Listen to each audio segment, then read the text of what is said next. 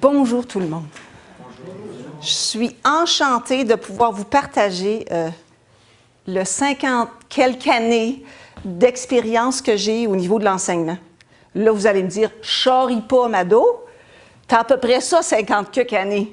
Bien, j'ai commencé toute jeune avec un père qui enseignait, puis qui parlait, qui partageait son expérience d'enseignement à la maison. Puis ça n'a jamais arrêté depuis ce temps-là. Alors, merci de me permettre de le partager avec vous aujourd'hui. Alors voilà. On va commencer par parler des vraies choses. Il y a deux types d'éducation. Celle qu'on connaît et celle qu'on ne connaît pas. Celle qu'on connaît, c'est un type d'éducation qui est mensonger. Un type d'éducation qui nous mène vers l'esclavage. Puis celui que je vais vous proposer à la fin de la conférence aujourd'hui, c'est un autre type d'éducation. Le type d'éducation idéal qui est fait pour qu'on apprenne à se connaître et à se reconnaître. Okay? Alors, ce qu'on va faire aujourd'hui, c'est deux choses. On va étudier le vieux système qu'on connaît bien pour voir quels sont les côtés machiavéliques ou un petit peu tordus en arrière. Et puis, deuxièmement, bien, qu'est-ce qu'on fait avec ça? C'est quoi la solution à ça? Alors, je vais commencer avec un petit dessin que je vous ai fait hier. Je m'amuse, hein? J'adore ça. J'adore ça, en venir avec des choses un peu nouvelles. OK. Quand on s'est incarné, on est tombé dans le faux sceptique.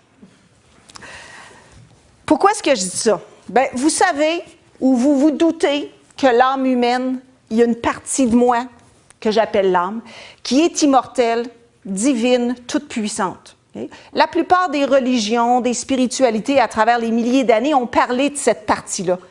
Puis aussitôt qu'on commence à vivre des expériences difficiles, on vient qu'on y touche à ça. Qu'on se retrouve dans un hôpital avec un enfant malade, ce qui m'est arrivé à moi, ou qu'on se retrouve dans un camp de concentration, ou qu'on se retrouve avec un mari qui nous bat, ou qu'on se fait violer par quelqu'un, ou qu'on vit avec une souffrance énorme au niveau du travail, par exemple. Tôt ou tard, on touche à ça, à cette partie-là qui est divine, immortelle, toute puissante. On la sent un peu de temps en temps. Okay? Alors, cette partie-là, elle s'incarne quand on commence une vie, puis elle tombe dans le faux sceptique. Pourquoi je dis ça? Bien, c'est parce que quand on tombe dans quelque chose qui est là depuis longtemps. Alors, on va les regarder rapidement. On tombe dans le faux sceptique, puis la première chose qu'on ramasse, d'habitude, c'est le côté héréditaire, où est-ce qu'on ramasse l'ADN parental d'un côté du père et de l'autre côté de la mère.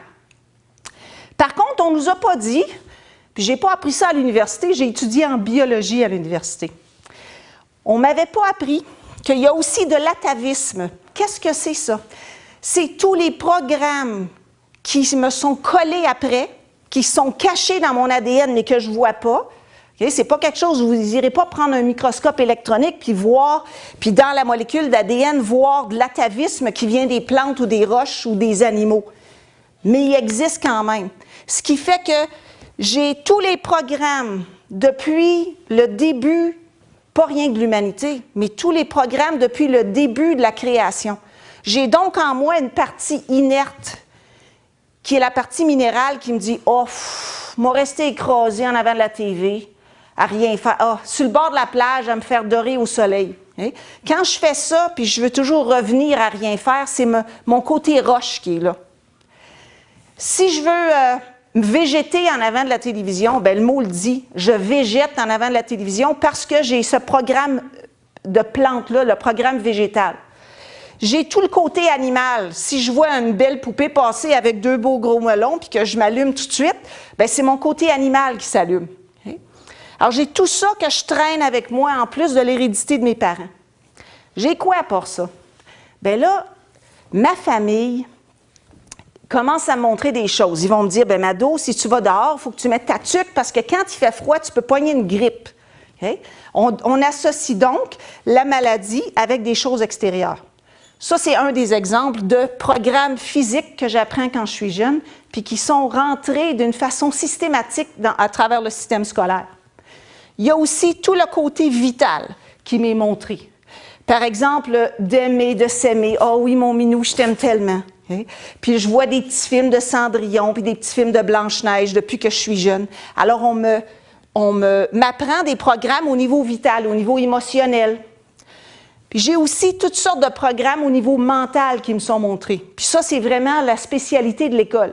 C'est de me montrer un paquet de notions, la plupart du temps qui sont fausses, qui sont mensongères, sur le fonctionnement de l'univers et le fonctionnement de la vie en général. Okay? Alors ça, c'est ce que j'ai à nettoyer, tout ça. J'ai à nettoyer mon mental, mon vital, émotionnel, mon physique, mon hérédité, tout ce que j'ai ramassé des parents, puis tout l'atavisme, il faut que je nettoie ça pour arriver en dessous, à toucher l'âme, puis dans l'âme, il y a la connaissance innée. Il y a parce que l'âme, si vous voyez l'âme et l'esprit ici, c'est la même chose. La différence, c'est qu'ici, c'est au niveau universel, au niveau cosmique, puis ici, c'est au niveau individuel. Mais c'est le même type d'énergie. Alors, j'ai à l'intérieur de moi la connaissance innée, je n'ai pas besoin de la chercher ailleurs. Elle est là, mais pour la découvrir, il va falloir que je déprogramme tout ça. Puis quand je vais à l'école, c'est de ça qu'on va parler maintenant, quand je vais à l'école, ce qu'ils font, c'est qu'ils empilent par-dessus la fosse septique dans laquelle je suis tombée quand j'étais bébé, ils vont empiler des choses par-dessus. Ce qui fait qu'il faut tout que je défasse toute la programmation, toutes les faussetés que j'ai apprises pour être capable de plonger puis d'aller chercher la connaissance innée. Alors, tantôt, Diane vous disait qu'un PhD, ça veut dire Permanent Head Damage, que le PhD, c'est considéré dans la société comme étant le summum au niveau de l'éducation. Mais c'est le summum du mensonge. Alors, plus je vais longtemps à l'école, plus la couche ici devient épaisse. Ce qui fait que je suis obligée de tout défaire ça pour arriver finalement à défaire ce qui est ici, qui est vraiment difficile. La grosse job est là. Mais pour défaire tout ça, bien, plus je vais longtemps à l'école, plus c'est difficile à défaire. Maintenant que je vous ai montré à peu près où on est atterri, on va regarder qu'est-ce que ça donne, ça. Okay? On va parler d'école aujourd'hui, parce que c'est sûr que le programme, quand on tombe dedans, ce n'est pas juste un programme scolaire. On a le programme familial, on a le programme culturel. Si je vais au cinéma, ou si je regarde la télévision, ou si je me tiens avec mes amis, ou si je parle à mon oncle ou ma tante ou ma grand-mère, je suis aussi en train de me faire programmer. Mais aujourd'hui, on va se spécialiser sur la programmation scolaire ou la crétinisation scolaire. Et vous allez voir pourquoi j'ai utilisé ce mot-là aujourd'hui. On va commencer par regarder qu'est-ce que c'est l'école moderne. Okay? J'ai fait une petite liste de choses. Je vais vous dire un petit peu d'où je viens aussi, alors ça va peut-être vous aider à comprendre comment j'en suis venue à ces conclusions-là. Ce n'est pas uniquement en lisant des livres, en regardant des petits films sur Internet que j'ai réalisé que le système scolaire était boiteux. Okay? Je l'ai vu à travers mon père, qui était un enseignant, puis qui nous a montré depuis qu'on est petite les lacunes du système d'éducation. Je l'ai vu parce que j'ai fait 7 ans d'université, j'ai fait une maîtrise en éducation, j'ai étudié le système éducatif pour essayer de trouver des solutions. Puis j'en ai trouvé seulement une, dont je vais vous parler tantôt, ou plutôt 2, mais c'est la même à 2 niveaux différents. Mais avant, il a fallu vraiment que je plonge dans le système éducatif pour voir que c'était boiteux. Je me suis même créé un mari, un conjoint qui était enseignant lui aussi. Alors moi, non seulement je suis devenue enseignante au secondaire et je l'ai vécu en tant qu'enseignante, c'est évident que je l'ai vécu en tant qu'élève aussi avant, okay? Mais je me suis créé aussi un conjoint qui était enseignant au secondaire. Puis quand on a décidé d'avoir des bébés, on s'est dit, bien, on ne peut pas les envoyer à l'école, ça n'a pas de bon sens. Imaginez-vous ça, on connaissait tellement bien le système qu'on ne voulait pas envoyer nos enfants à l'école. Okay? Pourquoi? Bien, c'est qu'on savait comment était rendue l'école moderne. La plupart de vous, sauf exception, vous réalisez pas où on en est rendu au niveau scolaire. Okay? Probablement que la majorité d'entre vous, vous n'avez pas mis les pieds dans une classe de secondaire depuis quelques années. Donc, vous avez encore la perception du secondaire ou du primaire comme étant ce que vous avez vécu quand vous étiez jeune. Mais c'est plus comme ça. Pantoute. Pas du tout. Okay? Je vais faire rapidement avant de vous expliquer où on en est rendu, je vais vous dire avant, comment ça se fait qu'on est rendu là? Je vais parler de l'historique un peu. Okay?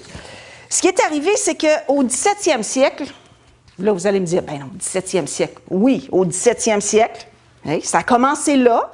Ce qu'on vit en ce moment au niveau de l'éducation, ça a commencé là, avec les Jésuites, qui ont créé ce qu'on appelle des reducciones, des réductions, qui étaient un type de communauté où ils prenaient les Indiens du Paraguay, puis ils les instruisaient, puis ils faisaient des expériences pour voir de quelle façon est-ce qu'on pouvait les contrôler le plus efficacement possible. Ils ont fait ça pendant à peu près 150 ans. Après 150 ans, le programme était bien rodé. Alors là, les Jésuites se sont dirigés du côté de l'Allemagne avec des gens que vous connaissez peut-être qui s'appellent les Illuminati de Bavière. Puis à ce moment-là, ils ont mis en place un système d'éducation qui était complètement, dont le but finalement était l'esclavage. Okay? Mais un esclavage où la personne ne s'aperçoit pas qu'elle est en train de devenir esclave. Alors ce programme-là, il a été installé par un monsieur qui est un Allemand qui s'appelait Wilhelm Wundt. Okay? Ça, lui est né vers 1832, puis ça s'est terminé, il est mort en 1920. Donc, on parle de fin du 19e siècle et début du 20e siècle. Alors, ce monsieur-là, il était spécialiste à l'Université de Berlin en psychologie expérimentale. Il a mis au point un système d'éducation qui a permis de mettre en place ce que vous connaissez très bien, qui s'appelle le nazisme. Okay? Qu'est-ce qui a fait qu'on a eu 2 guerres l'une après l'autre qui étaient commencées en Allemagne? C'est parce que la population allemande, elle a accepté d'aller à la guerre. Elle a accepté les camps de concentration. Elle a accepté de mettre des brassards avec l'étoile de David pour indiquer qu'il était juif. Il y a une population qui a accepté ça. On se demande des fois comment ça se fait. Comment ça se fait que les gens ont accepté ça? Bien, c'est parce qu'ils avaient été à une école, qui avait été à l'école, puis cette école-là, elle a été faite pour les préparer à ça. Alors, c'était de l'expérimentation. Ça a donné ce qu'on a vu pendant la Deuxième Guerre mondiale. Mais ce qu'il y a de merveilleux, c'est que dans les années 20-30 à peu près, pendant que c'était en train de se mettre en place, quand Wundt a vu que ça fonctionnait bien, tous les experts du monde sont allés en Allemagne pour apprendre la psychologie expérimentale. C'est devenu l'endroit sur la planète qui était spécialiste là-dedans.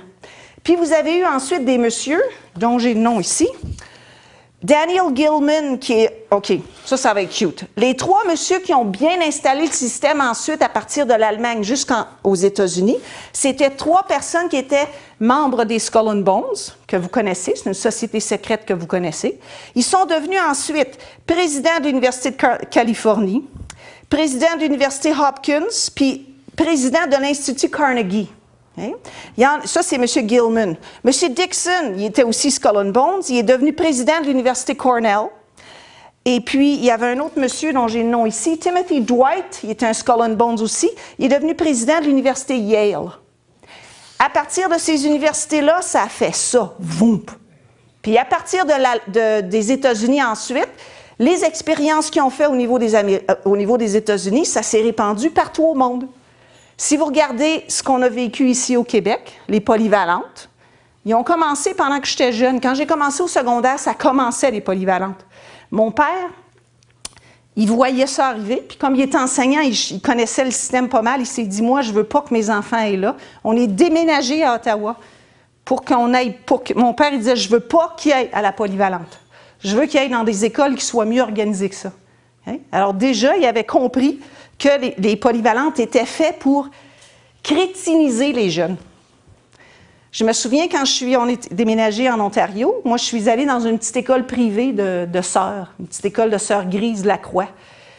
Et puis une fois, il y a une de mes amies qui a dit « Ben non, hey, vous êtes en vacances, vous autres, aujourd'hui, en Ontario, puis nous autres, on n'est pas en vacances au Québec. Je vais demander au prof d'avoir la permission d'avoir une amie avec moi en classe. » Fait, je suis allée passer une journée avec elle à la polyvalente de Hall dans le temps.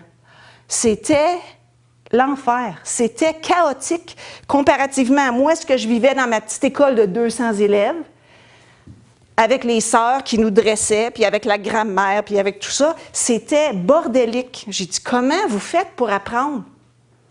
Ce qui est intéressant, c'est que quand je suis rentrée à l'université, moi, je venais de ma petite école, j'ai eu beaucoup de facilité au niveau organisationnel à l'université. Je n'avais pas de difficulté à faire mes travaux, tout ça. Même que je suis passée du côté francophone, puis je commençais en anglais à l'université. Il a fallu que j'apprenne l'anglais sur le tas en couchant avec mon dictionnaire. Okay? Bien, je voyais d'autres amis qui, elles, venaient de la polyvalente. Bien, elles avaient beaucoup plus de difficultés de moi à être capables de faire leurs travaux puis à s'organiser parce qu'elles n'avaient pas appris la même chose que moi j'avais appris. Alors déjà, j'avais commencé à être capable de faire la différence entre les deux types de systèmes. Le système de polyvalente, le système de qu'on vit au cégep à l'université, c'est un système qui a été organisé à partir des États-Unis. Alors on voit aujourd'hui, ça fait 3 générations de personnes okay, qui passent d'un système scolaire beaucoup plus rigide au système scolaire qu'on a aujourd'hui. Puis vous vous demandez comment ça se fait que les jeunes aujourd'hui sont violents, cruels, etc. On va en venir tantôt. Comment ça se fait que les jeunes se comportent comme ça aujourd'hui? Bien, c'était un comportement planifié depuis 3 générations qui a été organisé au niveau psychologique avant, par les jésuites au début, ensuite par les psychologues, par la psychologie expérimentale, par Pavlov, par exemple, que vous connaissez, les chiens qui salivent. Okay? Watson, qui avait fait des expériences sur la psychologie des bébés. Okay? Il prenait des bébés, puis il faisait des expériences sur les bébés. Il y a des films sur Internet, allez voir ça.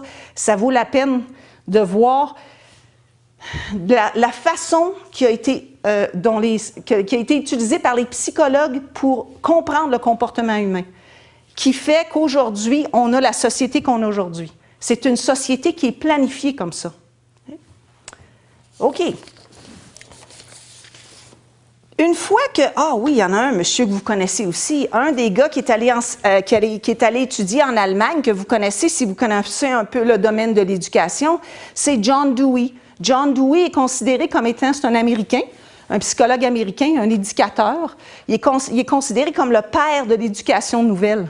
Mais qu'est-ce que c'est l'éducation nouvelle? Bien, c'est l'éducation qui a donné ce que vous voyez aujourd'hui. Hein? C'est nouveau, en effet, ça a donné quelque chose de complètement nouveau. Maintenant, est-ce qu'on veut continuer là-dedans? Hein?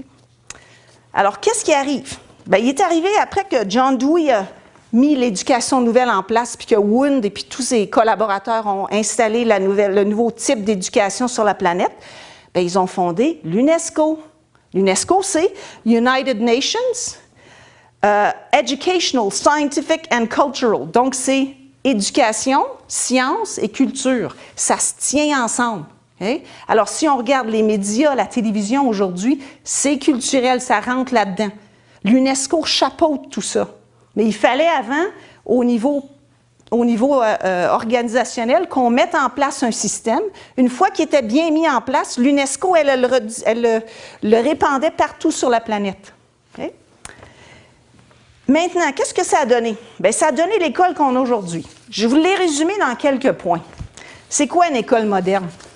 Que ce soit, puis là, je vous parle autant au niveau du primaire, du secondaire, collégial, universitaire. À tous les niveaux, on retrouve le même type de système. Alors, qu'est-ce que c'est? Bien, premièrement, c'est une prison. Okay? C'est coloré. Des fois, il y a des beaux murs de toutes sortes de couleurs, mais c'est quand même une prison. Pourquoi? Bien, premièrement, vous avez une cour clôturée. Okay? Vous avez des horaires. Vous ne pouvez pas prendre les matières que vous voulez. Vous ne pouvez pas manger quand vous voulez. Vous ne pouvez pas faire pipi quand vous voulez. Vous ne pouvez pas faire de sport quand ça vous tente de bouger. Vous êtes pris comme un prisonnier à longueur de journée, jour après jour après jour, 5 jours semaine. C'est aussi un hôpital, une école moderne. Pourquoi? Bien, il y a des vaccins. Les vaccins se donnent à l'école. Si vous pensez encore que les vaccins, c'est bon pour la santé, s'il vous plaît, lisez La Mafia médicale, regardez des films de Guy, faites quelque chose, réveillez-vous. Hein? Les vaccins sont très nocifs, ils affectent le cerveau, ils affectent toutes sortes de niveaux, toutes sortes d'organes différents au niveau du corps. Où est-ce que c'est donné les vaccins? À l'école. Les écoles, aux endroits où il n'y a pas de fluor, il y a de plus en plus d'écoles maintenant qui vont ajouter du fluor dans le système de l'eau potable pour que les enfants soient bien fluorés.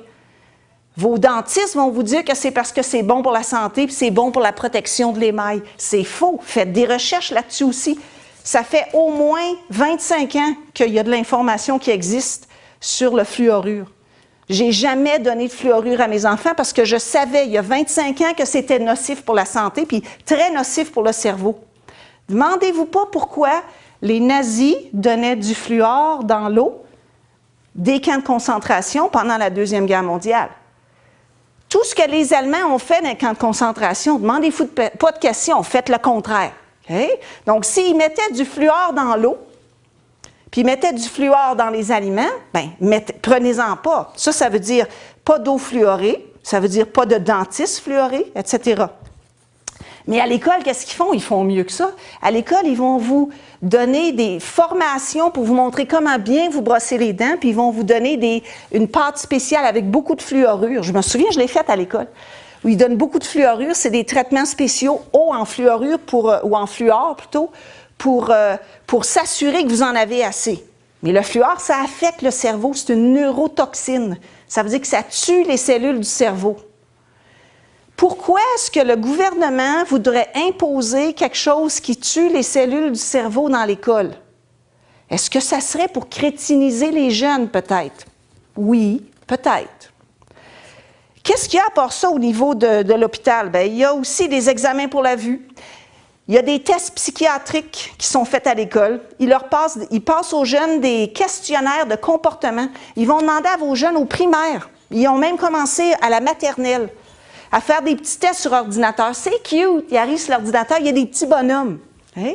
Puis le petit bonhomme, il vous dit, « Bon, ben qu'est-ce que vous avez fait la semaine passée à la maison? Est-ce que votre maman a fait ci ou ça? » Il leur demande des questions comme ça, puis les jeunes, ils pèsent oui ou non. Alors, ils viennent à être capables, à partir de la maternelle, mais tout le long du primaire et du secondaire aussi, ils sont capables de faire un profil psychologique de votre jeune, puis de vous aussi, en tant que parent. Ils sont capables de savoir comment vous vous comportez à la maison avec vos enfants à partir des tests psychologiques qu'ils font sur ordinateur à l'école. Okay? Il y a aussi le fait qu'une école, c'est un pensionnat. Pourquoi? Bien, parce que c'est rendu dans les écoles, ils fournissent des déjeuners, ils fournissent même certaines fois des dîners ou des collations. Puis ça, c'est offert par des compagnies. J'ai des noms de compagnies ici. C'est payé, ils sont tellement fines, les compagnies. Ils donnent de la nourriture pour les enfants pour être ceux qui mangent le matin à l'école. Nutella, Scotiabank, Manulife, les laboratoires Roche, Sobeys, Lobla, Transcontinental, etc. Okay? C'est eux qui payent pour nourrir vos enfants. Est-ce que vous feriez confiance au laboratoire Roche pour nourrir vos enfants? Ou Scotiabank? Moi, j'ai des questions face à ça. En plus de ça, ils font de l'aide aux devoirs maintenant à l'école. Ils font même des activités en soirée de plus en plus. Dans quelques années, les enfants vont aller à l'école. C'est commencé déjà dans certains endroits. Ils vont aller à l'école de 9 h du matin ou même plus tôt. Parce qu'il y a des parents qui vont les laisser là à 7 h le matin parce qu'ils commencent à travailler tôt. Hein, ils vont arriver à 7 h le matin, ils vont déjeuner à l'école, ils vont aller à l'école, ils vont dîner à l'école, ils vont aller encore à l'école, faire des sports à l'école, souper à l'école pour avoir une aide aux devoirs, puis ils vont venir chez eux à 9 h le soir. Ça s'en va là, ça s'en vient. Puis la prochaine étape, c'est que vous ne les aurez plus du tout.